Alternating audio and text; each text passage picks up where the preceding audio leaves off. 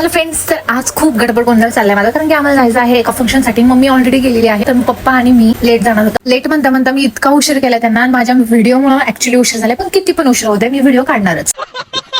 मी साडी देखील डिसाईड केली नव्हती. लास्ट मोमेंटला मी ही साडी डिसाईड केली. ही साडी मला शिवराजने पाडव्याला गिफ्ट दिलेली आहे. मी साडी कधीही वेअर केलेली नाही. पूर्ण साडी प्लेन आहे, फक्त स्टोन वर्क आहे. ऍक्च्युली साडी खूप छान आहे, इझी टू वेअर. साडीवर मॅचिंग असे इयरिंग्स वेअर केले. त्यानंतर एका हातात वॉच घातलेला आहे, कारण मी लास्ट मोमेंटला वॉच नेहमी विसरते, त्यामुळे मी ते फर्स्ट वॉच घातलेला आहे. आज माझा इतका गोंधळ आहे, तुम्ही बघू शकता. मी इथे लिपस्टिक वगैरे लावली, वॉच वगैरे घातलं, आणि आफ्टर दॅट मला आठवलं की अरे मी सनस्क्रीन लावलेलं नाही. मग मी सगळं झाल्यावर सनस्क्रीन लावलेलं आहे, त्यामुळे इतका गोंधळ तुम्ही बघू शकता. आणि मेन गोष्ट, मला घाई असली ना, काही सुचत नाही, सगळं असा गोंधळ होतो आणि सगळं उलट पुलट होऊन जातं. केस तर काही विचारायची पण गरज नाही, कारण की आहे तर काय ओढायचं शेपूट. त्यानंतर इथे मी मॅचिंग बँगल्स घातला, टिकली वेअर केली, आणि अशा प्रकारे माझं साधा शृंगार कंप्लीट केला. लास्टला मी ओव्हरऑल लुकची जास्त क्लिप देखील घेतलं नाही, कारण टाइम नव्हता, गडबड होती, त्यामुळे आम्ही निघलो फायनली. माझ्या फोनला चार्जिंग देखील नव्हती, त्यामुळे चार्जर देखील सोबत घेतलं.